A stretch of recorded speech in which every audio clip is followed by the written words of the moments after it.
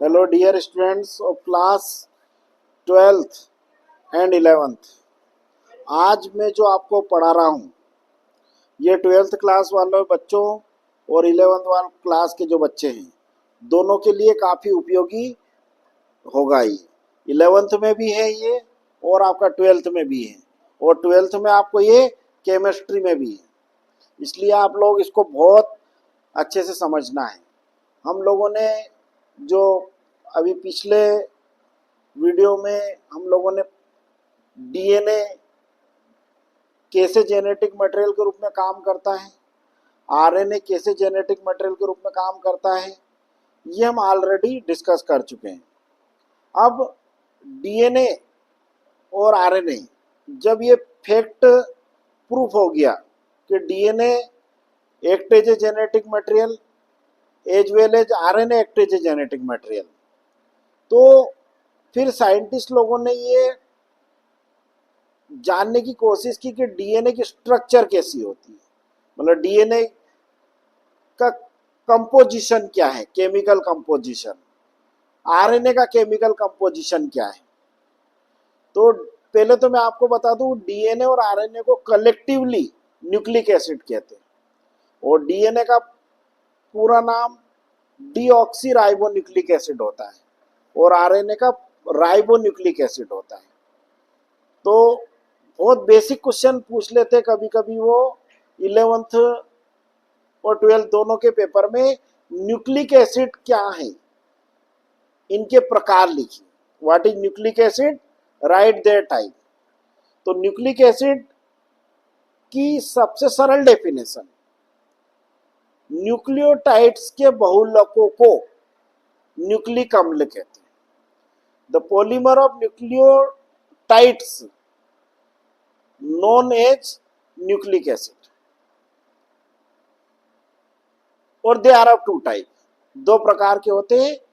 One is deoxyribonucleic acid and another is ribonucleic acid. ये बहुत ही basic question आता है और जब भी ये प्रश्न आता ना जाने बच्चे उनको समझ नहीं रहता कि लिखना क्या है, जबकि वो डीएनए आरएनए के बारे में बहुत डिटेल से पढ़ चुके होते पर तो भी इस प्रश्न को छोड़ के आते। तो सीधी सीधी बात, काय से मिलके बना है, डीएनए और आरएनए न्यूक्लियोटाइड से। अब दिमाग में क्वेश्चन खड़ा होता है न्यूक्लियोटाइड क्या है। तो न्यूक्लियोटाइड जो है वो तीन केमिकल सब्सटेंस का कंपोजिशन है, मतलब nucleotide made up of nitrogen base, pentose sugar and phosphate group. मतलब न्यूक्लियोटाइड तीन चीजों से मिलकर बना होता है, नाइट्रोजनी क्षार, पेंटोस शर्करा और फास्फेट ग्रुप। इन तीनों के संयोजनों को, तीनों के कॉम्बिनेशन को हम लोग न्यूक्लियोटाइड कहते हैं और न्यूक्लियोटाइड्स के बहुलकों को न्यूक्लिक एसिड कहते हैं। बिल्कुल मैं आपको टू द पॉइंट और छोटी छोटी डेफिनेशन से को रिलेट करके आपको समझा रहा हूं। फिर इसमें एक और क्वेश्चन आ जाता है कभी कभी, नाइट्रोजन बेस क्या है, मतलब नाइट्रोजनी क्षार क्या है। तो जो नाइट्रोजन क्षार जो रहते हैं वो प्यूरिन और पायरिमिडिन दो टाइप के होते हैं, मतलब प्यूरिन बेस होते हैं और पायरिमिडिन बेस होते हैं। जो प्यूरिन बेस होते हैं वो दो टाइप के होते हैं, एक तो एडिनाइन और एक ग्वानिन। और जो पायरिमिडिन बेस होते हैं वे तीन टाइप के होते हैं, थाइमिन, साइटोसिन और यूरेसिल। ये तीन टाइप के जो बेस है ये आपके कहलाते हैं पायरिमिडिन बेस। इन दोनों में क्या बेसिक डिफरेंस है, जो प्यूरिन जो रहता है प्यूरिन बेस उनमें डबल रिंग स्ट्रक्चर पाई जाती है और जो पायरिमिडिन बेस होते हैं वो सिंगल रिंग स्ट्रक्चर से मिलके बने होते हैं। अब दिमाग में प्रश्न खड़ा होता है ये हमारी बॉडी में क्या इनबिल्ट रहते हैं, क्या हमारी बॉडी में पहले से ही पाए जाते हैं। तो for kind of information, nothing is inbuilt in our body. हमारी बॉडी में कुछ भी पहले से बना बनाया नहीं है। हमारी बॉडी जो है, हमारी जो बॉडी की जो सेल्स है वो इन केमिकल सब्सटेंसेस को as per the requirement of the body उनका सिंथेसिस करती है। तो ये नाइट्रोजन बेस होते, ये नाइट्रोजन बेस का भी हमारी बॉडी के सेल के अंदर सिंथेसिस होता है, मतलब संश्लेषण होता है। तो जैसे अपन ने अभी कहा न्यूक्लियोटाइड 3 चीजों से मिलकर बना नाइट्रोजन बेस, वो तो हमारी सेल बनाएगी। पेंटोस शुगर जिसे हम लोग फूड से लेते हैं, ये पेंटोस शुगर जो रहती है वो राइबोस शुगर होती है, 5 कार्बन शुगर। जैसे 6 कार्बन शुगर होती है ग्लूकोज C6H12O6, तो 5 कार्बन शुगर का फार्मूला होता है C5H10O5। ये पेंटोस शुगर है और ये कार्बोहाइड्रेट है। ये हम लोगों को फूड से मिलती है, जो हम लोग हमारे जो डेली डाइट में जो फूड सब्सटेंसेस लेते हैं उनसे हमारी बॉडी इसको डिराइव्ड करती है। अब सपोज करो आप बोलोगे मैंने तो सर ग्लूकोज खाया, मैंने तो फ्रक्टोज खाया, या मैंने तो स्टार्च खाया, या मैंने तो ग्लाइकोजन लिया, फिर इसमें राइबोज कहाँ से आ जाएगा, राइबोज हमें कैसे मिलेगा? तो इसका भी हमारी बॉडी, फिर मैंने कहा ना हमारी बॉडी जो चीजें हम लेते हैं उनसे नई चीजें बना लेती है हमारी बॉडी की सेल्स। तो ये जो राइबोज है, ये राइबोज हमारी बॉडी के अंदर एक अल्टरनेट पाथवे हमारी सेल्स के अंदर चलता है। जब हम सेलुलर रेस्पिरेशन वाला, जब 11th में जो बच्चे उनको तो हम पढ़ाएंगे, जो 12th में बच्चे वो ऑलरेडी पढ़ चुके हैं 11th क्लास में, उसमें हमारी बॉडी के अंदर एक साइकिल, एक पाथवे होता है पेंटोज फास्फेट पाथवे। उस पेंटोज फास्फेट पाथवे में जब हमारी बॉडी में हम जैसे राइबो शुगर नहीं ले रहे, तो वो राइबो शुगर उस पेंटोज फास्फेट पाथवे में बनती है, और that ribo sugar is used in the synthesis of DNA and RNA. ये हमारी बॉडी का ऐसा मैकेनिज्म। अब मैं इसको आपको एक सरल उदाहरण देखो बताता हूं। एक व्यक्ति है, वो खाना खाता है और वो ये कहता है कि मैंने कभी जीवन में हरे पत्तेदार सब्जी नहीं खाई, मतलब वो ग्रीन लीफ वेजिटेबल नहीं खाता है। तो वो क्या खाता है, वो सुबह शाम दाल ही खाता है, अलग अलग प्रकार की दाल खा लेता है, पर वो हरे पत्तेदार सब्जी तो उसने खाता ही नहीं हो। अब दिमाग में प्रश्न खड़ा हुआ, तो मर जाना चाहिए, उसको आयरन कहाँ से मिलेगा? पर वो गुड़ खाता है, गुड़ से उसको आयरन मिल जाएगा। फिर उस आयरन से जो हम लोग गेहूं खा रहे हैं, उस गेहूं में ग्लोबिन प्रोटीन होता है, आयरन और ग्लोबिन प्रोटीन मिलकर हीमोग्लोबिन बना लेते। तो हीमोग्लोबिन भी कहीं ऐसा थोड़ी पेड़ पे लगा के जाओ आप हीमोग्लोबिन का एक वो लगा है फल, वो जाके खा लो और आपको हीमोग्लोबिन मिल जाएगा। हीमोग्लोबिन हमारी बॉडी बनाती। इससे क्या बात सिद्ध होती है कि हमारी बॉडी के अंदर नथिंग इज इनबिल्ट, हमारी बॉडी के अंदर कुछ भी बना बनाया नहीं होता है। हमारी body as per the requirement of our body उनका सिंथेसिस करती है। तो चलो इतनी ज़्यादा डिटेल्स में नहीं जाते, और अब जब आप आगे जाके उच्च बड़ी क्लासेस में जाओगे तो आप खुद इसको सीखोगे।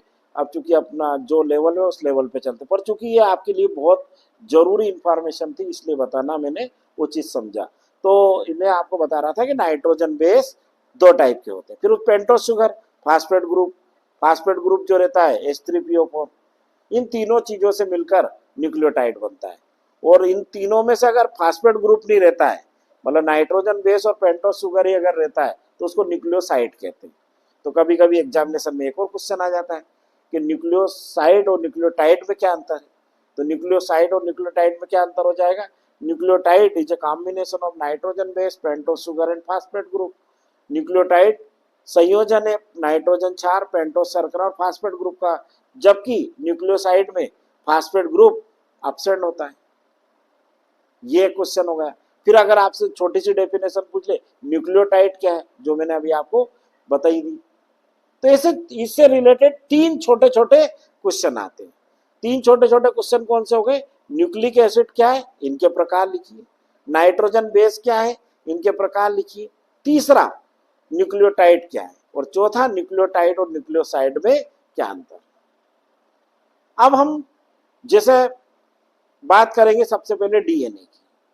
DNA majority of living organism के अंदर act as a genetic material, मतलब जितने भी हमारा लिविंग वर्ल्ड है उस लिविंग वर्ल्ड में except few plant and animal viruses, मतलब कुछ पादप और जंतु विषाणु को छोड़कर लगभग लगभग ऑलमोस्ट ऑल लिविंग ऑर्गेनिज्म में DNA act as a genetic material, DNA ही अनुवांशिक पदार्थ की तरह कार्य करता है।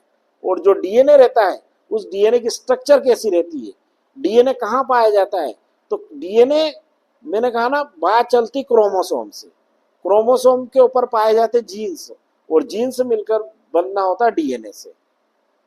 तो कुल मिला के बाद हमारी बॉडी के अंदर जैसे हम कहते हैं 23 पेयर क्रोमोसोम होते हैं, हमारे अंदर 23 जोड़ी गुणसूत्र हैं, उन 23 जोड़ी क्रोमोसोम के ऊपर 30,000 जीन्स होते हैं, 30,000 जीन्स आर प्रेजेंट, और 30,000 जीन्स का मिलाकर 2 मीटर लंबा डीएनए होता है।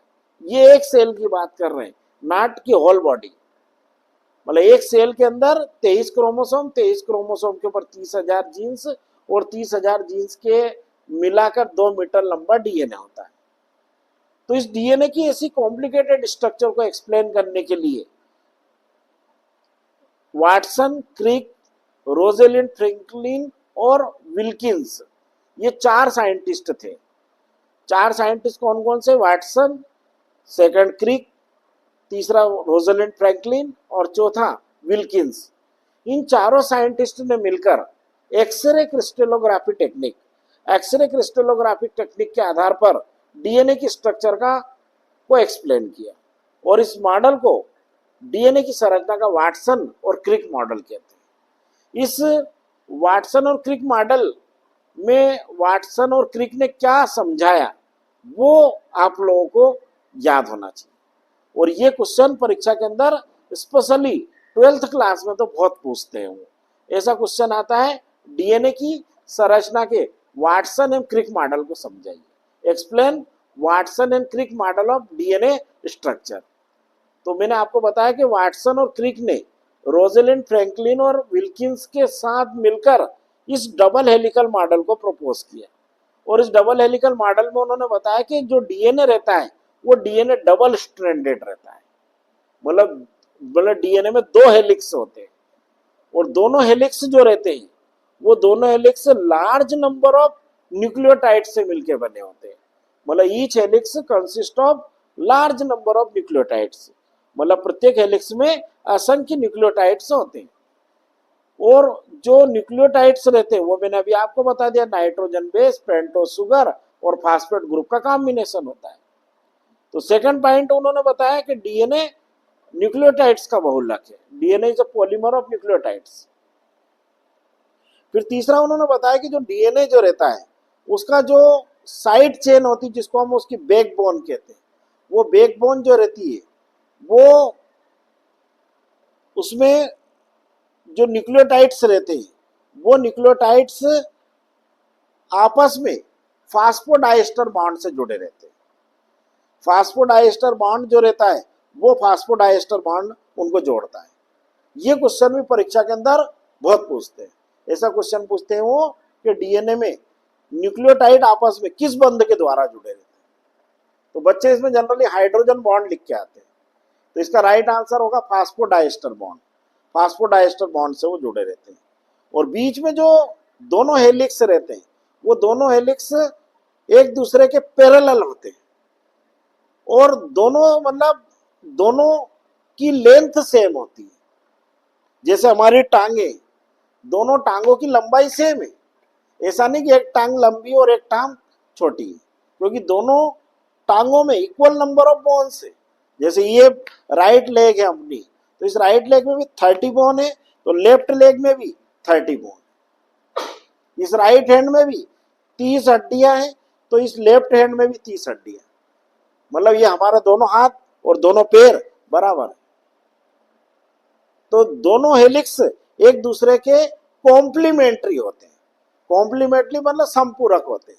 मतलब जैसे इधर वाले हेलिक्स में यदि एडेनिन होगा तो दूसरे वाले हेलिक्स में थाइमिन होगा, क्योंकि इसमें एडेनिन थाइमिन से 2 हाइड्रोजन बॉन्ड के द्वारा और ग्वानिन साइटोसिन से 3 हाइड्रोजन बॉन्ड के द्वारा जुड़ता है। फिर उन्होंने बताया कि जो डीएनए रहता है उस डीएनए के जो दोनों हेलिक्स रहते हैं उस हेलिक्स में जो आपका लास्ट वाला जो नाइट्रोजन बेस होता है वो एक हेलिक्स में 5वें कार्बन से जुड़ता है पेंटोस शुगर के, तो वो एंड के लाएगा 5 प्राइम एंड, और इधर वाला हेलिक्स का ये डिस्टल एंड जो रहेगा, जैसे ये हेलिक्स है तो इसका 5 प्राइम एंड और ये 3 प्राइम एंड, और जो दूसरा हेलिक्स होगा, मान के चलो ये दूसरा हेलिक्स है, ठीक है ना, अपन इसको ऐसे समझते हैं, तो इधर का ये 3 प्राइम एंड होगा, ये सॉरी ये 5 प्राइम एंड होगा और ये 3 प्राइम एंड होगा, ऐसे दूसरे के एक दूसरे के ये एंटी पैरेलल होते हैं। जैसे मैंने अभी आपको बताया कि DNA consist of large number of nucleotides, DNA हजारों न्यूक्लियोटाइड से मिलकर बने होते हैं। तो जो न्यूक्लियोटाइड्स रहते हैं, उन न्यूक्लियोटाइड्स में जो बेस पेयरिंग होती है वो 4 गाप नियम के अकॉर्डिंग होती है। 4 गाप जो थे उन्होंने एक नियम बताया कि A plus G is equal to C plus T.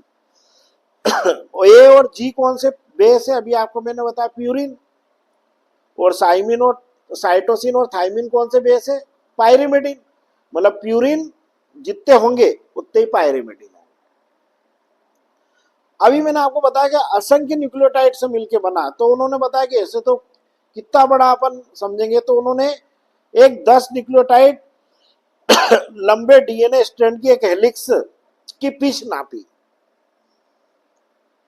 इतना बड़ा, मतलब कि पिच जैसे क्रिकेट की पिच होती है, ग्राउंड कितना बड़ा होता है, पर एक सेंटर पिच पे ही खेला जाता है क्रिकेट, भले वो बॉल को फिर प्लेयर से इधर उधर फेंक मारता बैट्समैन तो लेने जाता है, पर पिच तो एक निर्धारित जगह रहती है, वहां पे बॉलर बॉलिंग करता है और उसी पे बैट्समैन हिट करके उसी पे रनिंग करता है। तो ऐसे जैसे क्रिकेट की पिच होती है, ऐसे डीएनए हेलिक्स की जो पिच रहती है वो 10 न्यूक्लियोटाइड को उन्होंने बेस माना। तो उन्होंने बताया कि जो 10 न्यूक्लियोटाइड जो लंबा डीएनए हेलिक्स होता है उसमें उसकी जो पिच होती है वो 34 आर्मस्ट्रांग होती है, मतलब 34 आर्मस्ट्रांग उसकी लेंथ होती है।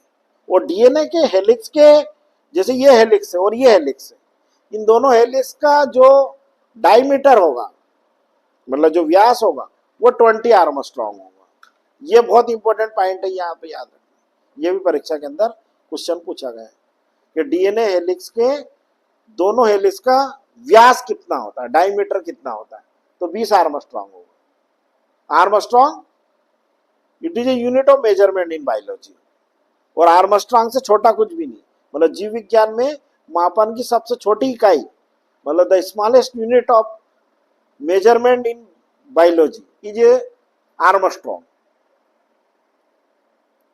तो ऐसा उन्होंने बताया।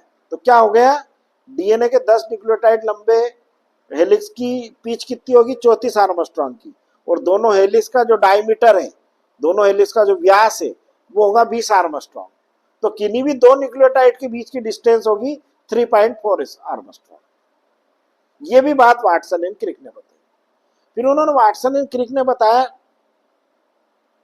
कि जो डीएनए रहता है वो डीएनए में सेल्फ रेप्लिकेशन या सेल्फ डुप्लीकेशन की कैपेसिटी पाई जाती है, मतलब डीएनए में स्वतः प्रतिकृतिकरण या स्वतः द्विगुणन की क्षमता पाई जाती है। मतलब जैसे ये डीएनए के दोनों हेलिक्स है, ये दोनों हेलिक्स कोइल्ड रहते, कुंडलित रहते, पर जैसे ये अलग अलग हो गए ड्यूरिंग डीएनए रेप्लिकेशन, मतलब डीएनए द्विगुणन के समय, जो कि सेल डिवीजन की एस फेज में होता है, मतलब डीएनए का प्रतिकृतिकरण कोशिका विभाजन की एस फेज में होता है। ये अभी आपको जब हम सेल डिवीजन वाला चैप्टर पढ़ाएंगे 11th क्लास वालों को तब पढ़ाएंगे, और 12th वालों ने 11th में पढ़ लिया है। तो ये जो डीएनए के दोनों हेलिक्स हैं, ये दोनों हेलिक्स जो रहते हैं ये एक दूसरे के जो बिल्कुल समानांतर चलते हैं, और जब ये दोनों अलग अलग हो जाते हैं अनकोइल्ड होके at the time of DNA replication, तो इस हेलिक्स पर एक नया हेलिक्स बन जाएगा, इस हेलिक्स पर एक नया हेलिक्स बन जाएगा, मतलब एक डीएनए से 2 डीएनए बन जाएंगे। इस फिनोमिना को डीएनए रेप्लिकेशन कहते हैं। ये डीएनए रेप्लिकेशन अपने आप में एक बहुत कॉम्प्लिकेटेड प्रोसेस है, ये हम लोग आगे जाकर समझेंगे। But at this point of time जब हम वाटसन एंड क्रिक का मॉडल पढ़ रहे हैं, तो you should have a knowledge of this, और इसका आपको ज्ञान भी होना चाहिए ना, you have to write in the examination, आपको इसको परीक्षा में लिखना भी पड़ेगा कि डीएनए में स्वतः द्विगुणन या सेल्फ रेप्लिकेशन का पावर पाया जाता है। फिर उन्होंने बताया कि डीएनए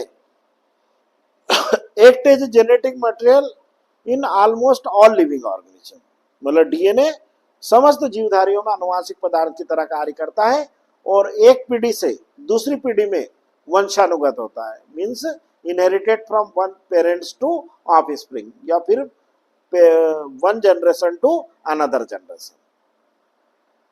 ये कुछ इंपॉर्टेंट पॉइंट्स थे जिन्होंने जो वाटसन एंड क्रिक ने अपने मॉडल में दिए। वाटसन एंड क्रिक के इस मॉडल के लिए इन चारों साइंटिस्ट को नोबेल प्राइज से अवॉर्ड किया गया। मान सकते there is a some mistake in this model. वो कमियां क्या है वो हम जब अगली बार आपको समझाएंगे जब पढ़ाएंगे, बट अभी चूंकि हम वाटसन एंड क्रिक का मॉडल पूछिए आपसे, वो वाटसन एंड क्रिक का मॉडल रहा तो आप उसकी कमियां क्यों लिखेंगे, आप तो उसकी विशेषताएं लिखेंगे। तो क्या क्या विशेषताएं, क्या क्या इसकी कैरेक्टरिस्टिक्स है, वो हम एक टू द पॉइंट एक बार और डिटेल से पॉइंट पॉइंट आप समझते हैं। मैं डिटेल तो आपको समझा दिया। पहला पॉइंट क्या बताया उन्होंने कि डीएनए डबल हेलिक्स होता है। दोनों हेलिक्स असंख्य न्यूक्लियोटाइड से मिलकर बने होते हैं। Both the helix consist of large number of nucleotide. जो न्यूक्लियोटाइड्स होते हैं वो आपस में फास्फोडाइएस्टर बॉन्ड से जुड़े होते हैं, और जो साइड चेन होती है डीएनए की वो न्यूक्लियोटाइड से मिलकर बनी होती है, और वो न्यूक्लियोटाइड आपस में फास्फोडाइएस्टर बॉन्ड के द्वारा जुड़ते हैं। नाइट्रोजन बेस की पेयरिंग डीएनए में इस टाइप से होती है, A double bond T G triple bond C, मतलब एडिनिन थाइमिन से 2 हाइड्रोजन बॉन्ड के द्वारा और ग्वानिन साइटोसिन से 3 हाइड्रोजन बॉन्ड के द्वारा जुड़ेगा।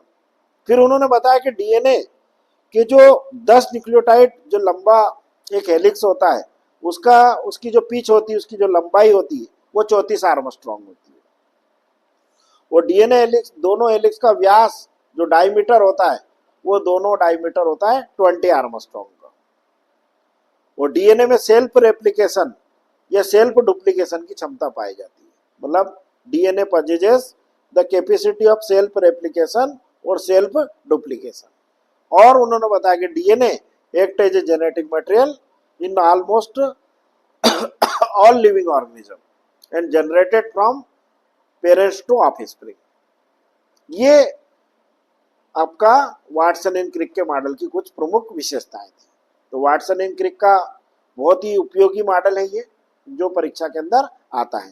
हालांकि इस मॉडल में कुछ कमियां थी, वो कमियां क्या थी वो हम लोग अगले वीडियो में देखेंगे, ठीक है ना। Okay, all the best.